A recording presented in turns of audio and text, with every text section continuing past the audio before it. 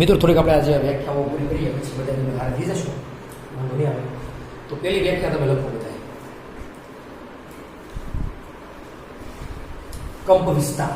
લખો કંપ વિસ્તાર. એને ઇંગ્લિશમાં કહેવાય એમ્પ્લિટ્યુડ. એ લખો ખાલી એ. એમ્પ્લિટ્યુડ કહેવાય પણ એ લખો ખાલી. હું લખો એસ. એમ્પ્લિટ્યુડ લખવાની કાંઈ જરૂર છે નહીં. ઇંગ્લિશમાં કહેવાય એમ્પ્લિટ્યુડ. એમ્પ્લિટ્યુડ કહેવાય શું છે? એ છે. લખી દો વિસ્તારની વ્યાખ્યા. લખો મધ્યમાન સ્થાનથી, ક્યાંથી? મધ્યમાન સ્થાનથી કોઈ પણ એક તરફના, મધ્યમાન સ્થાનથી કોઈ પણ એક તરફના અધિકતમ સ્થાનાંતરને, અધિકતમ સ્થાનાંતરને, સ્પીડ રાખજો મિત્રો, અધિકતમ સ્થાનાંતરને તે દોલકનો કંપ વિસ્તાર કૌંસમાં એ કહે છે. કૌંસમાં કોર્સમાં લખવાનું છે એ કહે છે. કઈ થઈ જરા બહુ વ્યાખ્યામાં જઈ દો. મધ્યમાન સ્થાનાંતર ઉપર કા નીચે થશે એટલે કોઈ પણ એક તરફનું એટલે ઉપરનું કા તો નીચેનું મહત્તમ સ્થાનાંતર કયું છે? આપણે તમે કઈ આકૃતિ કહીશો? ABCD EF G સર કે તો કઈ બે આકૃતિ છે મને ખબર છે. ઉપર વધુ કયું કયું, નીચે વધુ કયું જો બધી તમને વધુ થાય કે નહીં? કયું કઈ આકૃતિ છે? તો સી લાગે છે તમને? Y2. આ શું કહેવાય? કંપ વિસ્તાર. આ તો આ એક કે નહીં, આ બધે સ્થાનાંતર કહેવાય પણ કંપ વિસ્તાર કહેવાય નહીં. કંપ વિસ્તાર કયો કહેવાય? આવડો આ એક કહેવાય કે નહીં? અને એક બીજો કયો કહેવાય? ઋણમાં આવડો. પણ કંપ વિસ્તાર કોઈ દી ઋણ હોય તરત લઈ લઈશું. વોટ એટલે મૂલ્ય લઈ લઈશું. કંપ વિસ્તારનું હંમેશા મૂલ્ય. સમજાની વ્યાખ્યા દો તો આની મૂલ્ય હોય કોઈ પણ એક તરફના અધિકતમ સ્થાનાંતરને. લખો આકૃતિમાં G અથવા પેલા તો તમે C અથવા તો G સ્થિતિ એ કંપ વિસ્તાર છે. લખો ખાલી લખી નાખો સ્થિતિ G અને સ્થિતિ C એ કંપ વિસ્તારની સ્થિતિ છે. થઈ ગયું તું? જો આ તમારી પહેલી વ્યાખ્યા એ સમજાઈ ગયો ને કંપ વિસ્તાર કોને કહેવાય? ન સમજાવ તો કયો લખો આવર્તકાળ. આવર્તકાળને શું ઇંગ્લિશમાં કહેવાય? Time period. શું કહેવાય? Time period. Time period. PERIOD period. Time period. થઈ ગયું ને? ઓકે. હવે જો અહીંયા ટાઈમ પીરિયડ ની પેલી સંખ્યા કઈ? T. એ થાય ને? એની સંખ્યા કેવી આવર્તકાળની? Capital P. કંપ વિસ્તાર સંખ્યા કઈ? A. કોઈ કહેશે કંપ વિસ્તાર જે છે એનો એકમ શું થશે? કંપ વિસ્તાર શું દર્શાવે? કંપ વિસ્તારની વ્યાખ્યામાં છે શું મેન વસ્તુ? કંપ વિસ્તાર છે શું? સ્થાનાંતર છે. સ્થાનાંતર એકમ શું થાય? મીટર. એટલે એકમ શું એનો? મીટર. પછી આવર્તકાળ એટલે ટાઈમ પીરિયડ. ટાઈમ એવું કે નહીં? એનો એકમ શું આવશે? એમાં કહેશું પેલા આવર્તકાળની વ્યાખ્યા લખો. એક દોલન પૂર્ણ કરવા માટે લાગતા સમયગાળાને, એક દોલન પૂર્ણ કરવા માટે લાગતા સમયને તે દોલકનો આવર્તકાળ T કહે છે. તે દોલકનો આવર્તકાળ શું કહે છે? T કહે છે.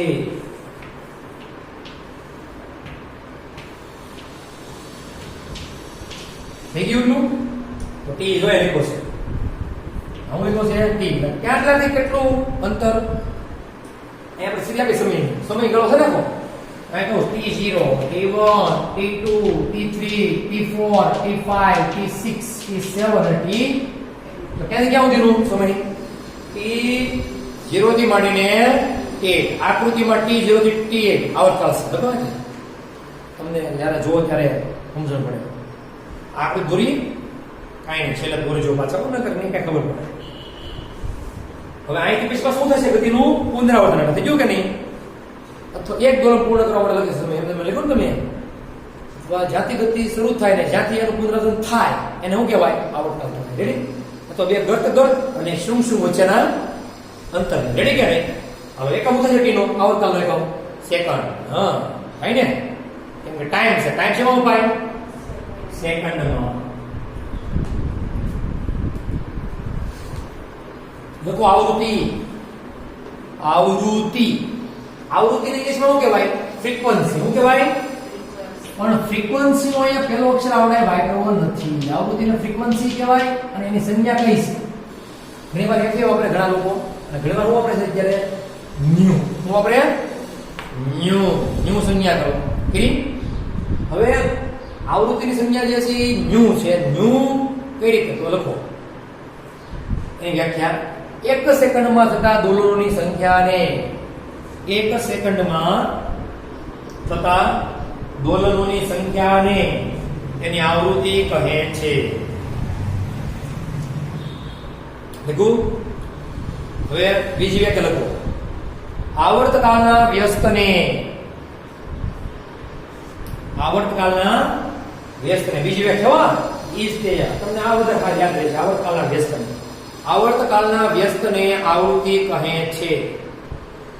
તો આવૃત્તિ અને આવર્તકાળનો સંબંધ શું? આવૃત્તિને હું ન્યુ કહું તો ન્યુ ઇઝ ઇક્વલ ટુ વ્યસ્ત લઉં કે 120 કહેવાય કે નહીં? તો હવે લખવા ન્યુ ઇઝ ઇક્વલ ટુ 120. તો t નો એકમ હું સેકન્ડ. છેદમાં સેકન્ડ ઉપર આવતો થઈ જશે સેકન્ડ ઇન્વર્સ. બીજો એકમ કોઈને ખબર છે? બીજો એકમ હર્ટ્ઝ. કયો છે? હર્ટ્ઝ એટલે HZ. સમજ પડી ગઈ? હું નામ હતું HZ નું? હેનરીચ રુડોલ્ફ હર્ટ્ઝ. કેમ કે આવૃત્તિનો એકમ એના માનમાં કેમ આવશે? કેમ કે ભાઈ શોધ કરીને આવૃત્તિ. હવે તમને મેં વ્યાખ્યા આપી હતો. એકમ સમયમાં થતા દોલનની સંખ્યાને, એક સેકન્ડમાં થતા દોલનની સંખ્યા યાદ છે કે નહીં? તો અહીંયા કેટલી સંખ્યા? અહીંયા જો 120 એટલે આવૃત્તિ થઈ કે નહીં? તો અહીંયા કેટલા દોલન છે? 1 ઉપર 1 છે કે નહીં? તો આવૃત્તિ 1 છે કે નહીં? 2 વધતો બરાબર છે. 3 વધતો 4 વધતો 5 વધતો 65 જોતો 5 દોલન હોય. 6 જોતો 6 દોલન હોય. 7 જોતો 7. ભારતના 50 હર્ટ્ઝ છે. અને ભારતનો જે વપરાશ આવો છે ને એક આવડતા 50 કરો તો કેટલી વાર થાય? જો 50 ધન ને 50 ઋણ કેટલી વાર બદલાય? એક જ સેકન્ડમાં 6 વખત બદલાય.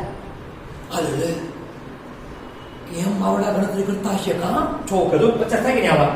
આવા બદલાય કેટલી વાર? એકવાર ધન એકવાર ઋણ.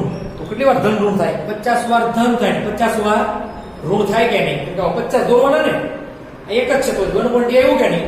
50 હર્ટ્ઝ એટલે 50 આવે કે નહીં? હર્ટ્ઝમાં 50 હર્ટ્ઝ 50 વાર. સરસ. કેટલી વાર બદલે? તમે મીટરમાં જોજો તો ખરી. આમ તમે કાલે નજર કરો તો વોલ્ટ આવે ને ઘડીકમાં બદલી થાય. પણ એ તો તમારે આંખ જોઈએ કે જેટલું પ્રમાણ બદલાવે છે એમ એ તરત નહીં, પણ એ થોડો જ ગેપ રાખે છે. બાકી તમારે આંખ જોઈએ નહીં. નકર તો પંખામાં ખબર પડી જાય બદલે છે. પંખામાં કેપેસિટીનું કામ શું છે? પંખો કેપેસિટી વગરનો હોય તો ખબર છે ને ફરે નહીં. બોલેવા કેમ કે ઘડીક મળે ઘડીક ન મળે. ઘડીક પ્રવાહ મળે ઘડીક ઋણમાં મળે. અને જુઓ કેવો મળે? વધે ઘટે ઘટે ઘટે ઘટે વધે વધે ઘટે ઘટે ઘટે. કેવો પંખો ફરે? ઘડીક આમ ધૂમ તો ધીમું પૂરું ધીમું. કેપેસિટીનું કામ ખબર છે? યાને કેવું કરી નાખે? તમને કહી દો. કેપેસિટર આવું જ્યારે થાય ને ત્યારે બધો વિદ્યુત ગ્રહણ કરી લે. જેવો એવું થાય કે નહીં પાછો વિદ્યુત સોડે તો સાંધો રહે. એટલે અહીંયા બધે શું કરે? વિદ્યુત આપે. સાંજ પાછો આવે કે નહીં? વિદ્યુત પાછો શું કરે? લઈ લે. જન્મ ઋણમાં બેમાં લઈ લે. વધે ને ત્યારે વિદ્યુત લઈ લે. પછી જ્યારે ઘટે ને ત્યારે કેપેસિટરમાં વિદ્યુત પાછો આપે. ઘટે ત્યારે એટલો ભેગો થઈ એટલે પછી ગયો કે નહીં? એટલે તમને પંખો જશે ડીસી જેવો લાગે.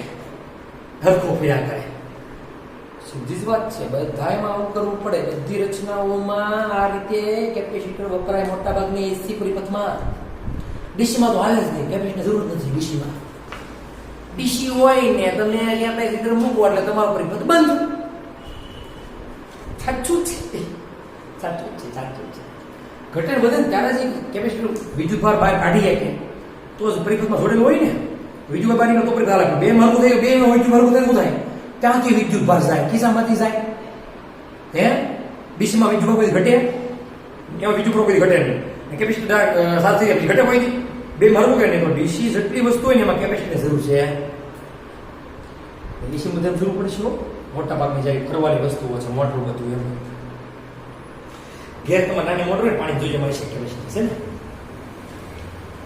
એ નોય તો પાણી ન કાઢે જોજો કેવી કાઢે મોટર છે ઘેરે બહાર મૂકેલી કે મોટર છે બહાર મૂકેલી કે બધે સબમર્સિબલ છે સબમર્સિબલ તો ટાટ હોય ને ટાટર તમારો મેન એમાં હશે કેપિટલ જોઈ લેશું તમને આમાં જે કેમ કેપેસિટીની વાત કરેલી છે એનસીઆરટી મને ઉભર દઉં છું તમને આરો આવી છે એસી પ્રવાહ જે છે આ પ્રમાણે કામ કરે સેમ ટુ સેમ આપણે ધોરણ 12 માં ચક્ર 8 આખું એસી નું છે જોવાનું છે મને તો આ જ બગર આવશે વિધેય અહીંયા જે છે એવું જ ત્યાં વિધેય આવશે પણ અહીંયા સ્થાનક આવશે ત્યાં વોલ્ટેજ નો આવશે ત્યાં પ્રવાહ નો આવશે આટલો થાય ડિફરન્સ કે વિદ્યુતમાં તો શું આવે વોલ્ટેજ અને પ્રવાહ આવે અને યંત્રશાસ્ત્રમાં શું આવે સ્થાનાંતર ને વેગ ને પ્રવેગ આવે સીધી વાત છે ને આ યંત્રશાસ્ત્ર વાળી વાત છે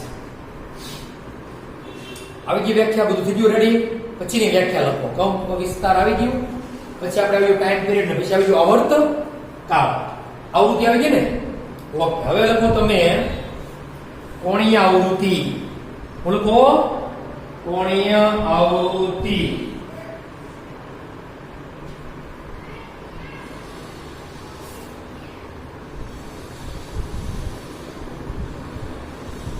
કોણીય આવૃત્તિ લખ્યું બધા આવૃત્તિના લખો એનો વ્યાખ્યા આવૃત્તિના 2π ગણાને કોણીય આવૃત્તિ ઓમેગા કહે છે એ તમે ઝડપ કયો એ ભલે અને ઓલી કયો કોણીય આવૃત્તિ કયો તોય ભલે બધું હરખું રેડી આવૃત્તિના 2π ગણાને શું કહેવાય કોણીય આવૃત્તિ એટલે કોણીય આવૃત્તિ સૂત્ર હું એનો સિમ્બોલ હું એન્ગ્યુલર વેલોસિટી યાદ કરો આપણે આવી ગયું ઓમેગા ત્યાં જો આને કેમ કહેવાય ઓમેગા બરાબર શું થશે 2π ગણાને કોના આવૃત્તિના દોલક આવૃત્તિ ન્યુ અને એટલે શું થશે આ 2π એમાં હોય રેડિયનમાં હોય અને આવૃત્તિ એમાં હોય સેકન્ડમાં હોય કે જોતો તો એક નીચો ને થીટાના છેદમાં તેનો એકમ શું કે રેડિયન પ્રતિ સેકન્ડ એટલે આમ એકમ મોટા ભાગે રેડિયન પ્રતિ સેકન્ડ જ હોય એ સેકન્ડ જ હોય ને ઘણા રેડિયન ન લખતા ઘણીવાર જે છે આટાની સંખ્યા હોય તો આટાની સંખ્યા લખી નાખે 1 2 3 4 જે હોય સેકન્ડમાં શું લખે સેકન્ડ આટા પ્રતિ સેકન્ડ લખે છે લખો તમે એકમ અહીંયા રેડિયન પ્રતિ સેકન્ડ કઈ રીતે ખબર પડી ને તમને 2π ગુણ્યા પછી ન્યુ કીધું પાછું આ સૂત્ર લખજો તો નહીં આવડે પાછું આમાં સમતોલન સ્થિતિ કઈ કઈ છે સમતોલન સ્થિતિ કઈ કહેવાય જ્યાં તમે બધા લટકાઈ જાવ એનો સ્થિર પીળો રહે એ સમતોલન કહેવાય સ્થિર ક્યાં રહે અને એક બિંદુ એનો નો પીળો રહે લટકાવેલો તો પછી આપણે દબાવ યાદ કરો તો સમતોલન કહેવાય એટલે આ કઈ સ્થિતિ સમતોલન એ અને સી કઈ છે સમતોલન સ્થાન છે બરાબર એ તમે લખવાની જરૂર નથી એ તો આપણને સમજાય જાય રેડી છે તમને આવડવા જોઈએ અથવા એને શું કહેવાય સમતોલન નો કહેવાય તો નિયત બિંદુ શું કહેવાય એટલે પદાર્થ જ્યાંથી પોતાની ગતિની શરૂઆત કરે એ બિંદુ સમજ પડી ગઈ કે નહીં સમતોલનનું સ્થાન આવડી ગયું પદાર્થ જ્યાંથી શું કરે પોતાની ગતિની શરૂઆત કરે તે બિંદુ હવે તમે બીજી વસ્તુ કહું તો આ ગતિ જે કરે છે એ સ્થાનાંતર છું એ ક્યાં વિધિ પ્રમાણેનું સ્થાનાંતર છું સાઈન પ્રમાણે છું તો આપણે એમ કહી દઈએ કે સમય હારે સ્થાનાંતર બદલાય છે કે ન બદલાય જો તો સમય અહીંયા તો 0 અરે એ નહીં વધો ઉપર ગયું વધો હજી ઉપર ગયું હજી બધું લખાયું પાછું પેલું સ્થાન બદલાય કે નહીં તો એનું આપણે સ્થાનાંતર લખવું હોય તો સ્થાન દર્શાવવું હોય તો y ઓફ t કરવું પડે કે નહીં કેમ ઓફ t છે આ ગુણાકાર નથી y ઓફ t શું છે કે t ઉપર આધારિત છે યાદ કરો આપણે એવું તમને કીધું છે કે આમ હોય v ઓફ t વેગ કોની પર આધારિત હોય t ઉપર આધારિત એવું દર્શાવે છે બીજું કઈ ઇન્ડિકેટ કરતું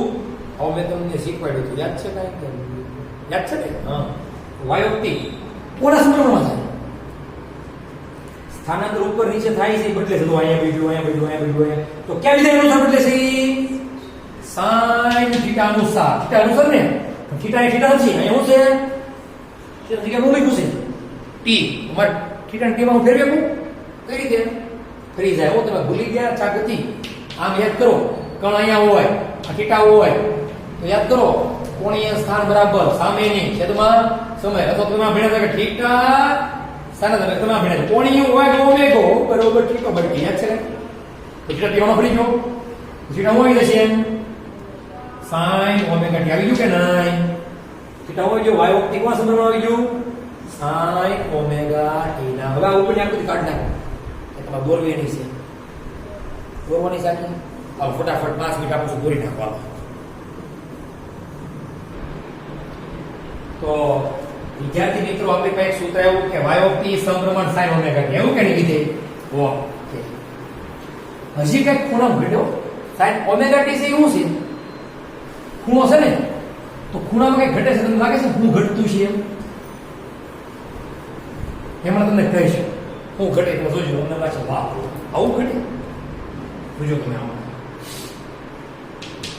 આપણે આ આલેખ દોરીએ એમાં આપણી પાસે સૂત્ર શું આવ્યું y of t સમપ્રમાણ શું આવ્યું આપણે sin ઓમેગા t નો એ જ આલેખ અહીંયા છે કે નહીં sin નો પણ એમાં કઈક બીજું છે આપણે જો અહીંયા એ છે એટલે આપણે સમપ્રમાણને દૂર કરીએ તો જ હાસુ વિધેય મળે ને સૂત્ર કઈ રીતે મળે આપણને સમપ્રમાણ શું કરવું પડે દૂર y of t તમે દૂર કરો અહીંયા સમપ્રમાણ બરાબર આવે કે નહીં અહીં શું આવી જાય sin ઓમેગા t આવે કે ન આવે રેડી કે નહીં આ તમારું સ્થાનાંતરનું સૂત્ર પણ જેમાં કઈ ઘટે છે એને કહેવાય કળા એ કળા હોય એ તમને કહી વસ્તુ તમને સમજાવ તમે પાસે અહીંયા સ્પ્રિંગ છે કે નહીં તમે શરૂઆત મધ્યમાં સ્થાનથી જ કરશો ફરજિયાત એવું જરૂરી છે ચોક્કસ નહીં ઘણા શું કરે આ બ્લોક આ સ્પ્રિંગ કરે ભેગી હોય કે નહીં અહીંયા સીધું અહીંયા બ્લોક આખી ભેગી હોય ત્યારે આમ આટા બાજુમાં હોય કે નહીં આમ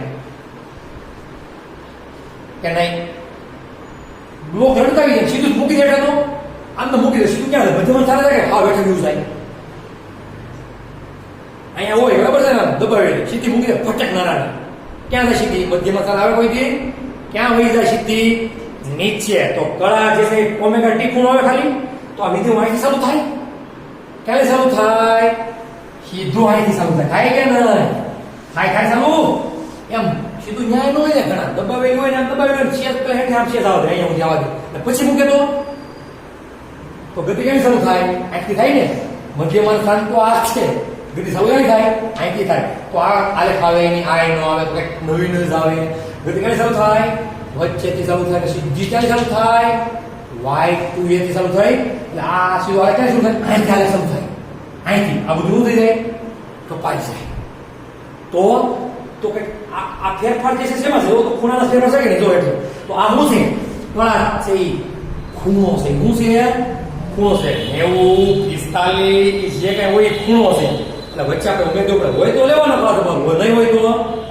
આને કહેવાય કળા તફાવત એટલે ખૂણો એટલે હું કળા તફાવત સમજ પડી ગઈ કે નહીં મેં તમને કીધું એ ખૂણો એવું છે એક પ્રકારનો ખૂણો ને આને આખાને કહેવાય કળા ઓમેગા ટી વત્તા ફાઈ નું કહેવાય આખાને કળા એટલે ખૂણો બીજું કાંઈ નહીં બરાબર છે કળા એટલે એ પ્રમાણે બદલા કરે કે મોરલો કળા કરે એટલે મોરલો આખો બદલે ખબર છે ને આખો શેપ બદલાવે નવા પ્રકારની કળા કરે બરોબર મોરલો ને કે પાંચ કે અલગ ઘડી નાશે એમ ઘડી ડિસ્કો એટલે નાશે ડિસ્કો કરે ખબર છે ને એમાં કળા ઘડીએ આ બદલા કરે કળા પ્રમાણે સમજ પડી ગઈ તમને બદલાનું નામ હતું સાયન્ટિસ્ટો એ કળા